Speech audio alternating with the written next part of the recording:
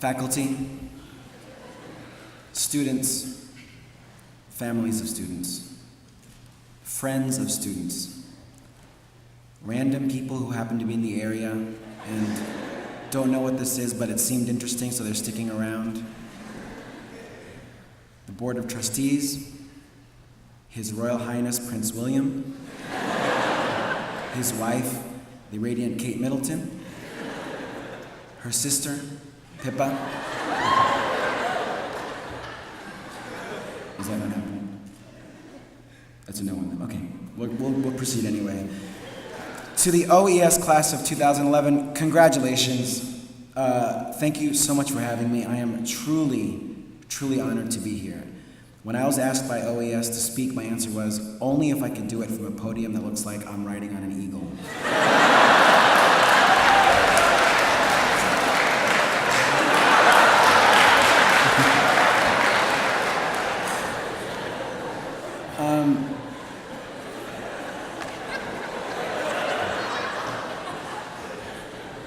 This graduation is an incredible accomplishment. You should all feel very proud. Although technically you're not quite there yet. Seeing as there are only 78 of you, I'm going to go through individually some information I was given a few moments ago. Amy Long, on your Spanish test dated December 3rd, 2010, the correct term is ustedes bailan la cha-cha-cha. Not bailan el cha-cha-cha, it's singular. Come on, Amy. Michael Wiest, is Michael Wiest here? You have 2 of the Calculus BC textbooks. We did inventory and you got an extra one. Why did you say you only had 1? Why? Look in your locker, buddy, find it. And Lynn Perryman Hay from the class of 1961, did you call Mr. Raleigh a moron and a half? It's not cool. We want your diploma back. Shame on you.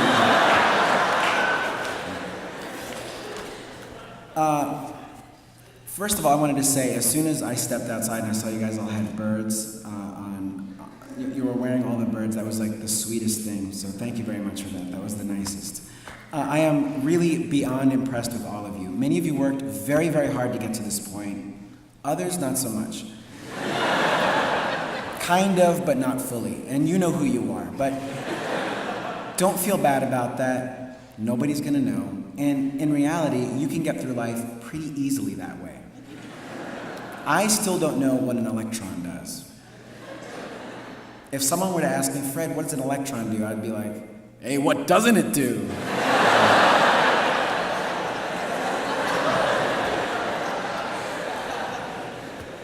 Your time in high school is something that will be part of you forever.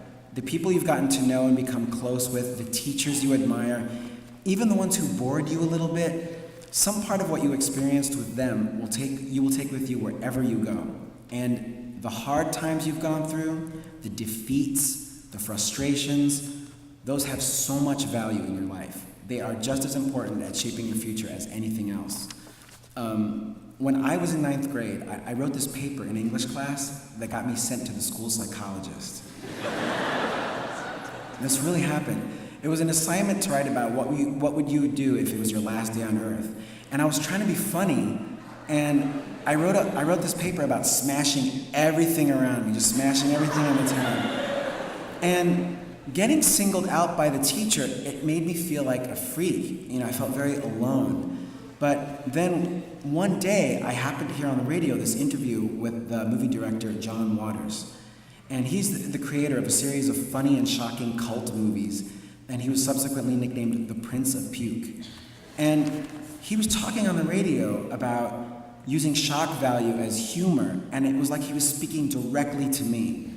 So I found his address, and I wrote him a letter, and I was asking him, why do you get to travel the world with your crazy ideas and I get sent to the school psychologist? And he wrote me back. John Waters wrote back to me, and it was the nicest letter. And in a way, he really saved my life in high school. He showed me that he had found a way to use the things that set him apart, that made him feel like an outcast, into a successful and artistic career. So my message to you is this: no matter what happens, everything turns out great. I promise you. It all turns out great. With every failure I've ever had and that you've had, look where we are today at your high school graduation.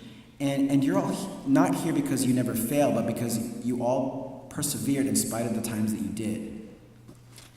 When I graduated high school, I was heartbroken when I didn't get into film school at NYU. So I went to like a smaller school called the School of Visual Arts, and that place changed the way I look at art and I make art, and where I made lifelong friends.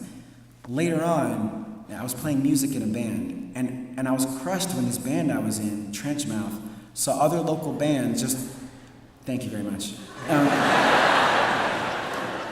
But we played all the time. We saw all these other local bands jump right past us in record sales and popularity. They'd go on to play arenas while we toured the country playing to empty clubs.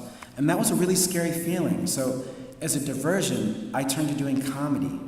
And in a very short amount of time, I found myself doing stand-up on late-night TV shows, eventually making my way to auditioning for the mother of all sketch shows, That's So Raven. I'm sorry, Saturday Night Live. I'm doing this other speech at the Splash Canyon Water Park in Beaverton tomorrow, and I just got my notes mixed up. Some of the employees there are graduating to working at the Thunder Rapids ride, so congratulations to them. There was another time where I wanted very badly to be a male model. And I saw the guys in the magazines and I thought, I could do that. So I saved a little money, got a headshot together, and went to the biggest modeling agency in the city. And one of the agents there said something to me I will never forget. And I want you guys to think about this too. He said, if you don't get out of here right now, I'm calling the police.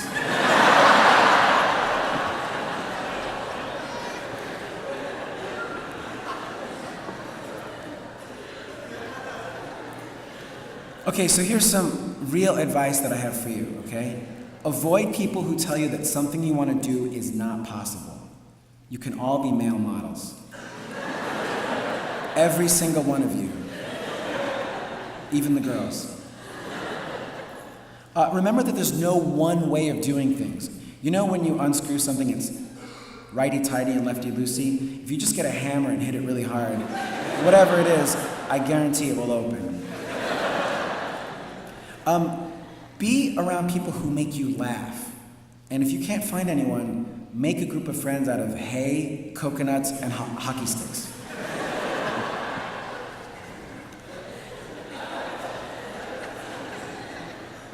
And no matter what you do in your life, it's okay.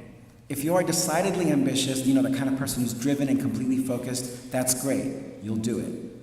If you have some aspirations, but you're still not quite sure how to get there, that's totally fine too. Don't worry.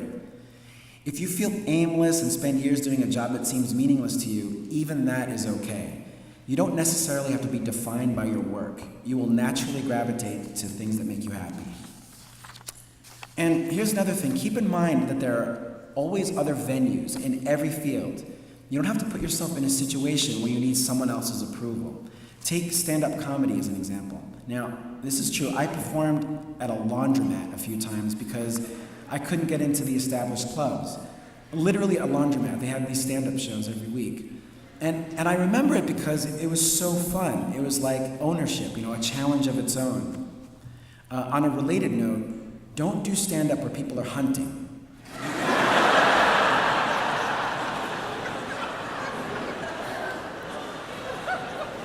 They don't like it at all. This is a very important piece of advice. If you're into music, I assume you're into music, right? Those bands or artists that you think are the coolest ever, guess what? They are. No one is better than the bands you grew up on. Try to remember all the band's names, all their band members' names, and that's going to help you in the future when you play trivia games. In fact, I'll tell you what, memorize the names of current popular TV actors. You're going to really impress your friends in the future when you yell, Lisa Edelstein, house!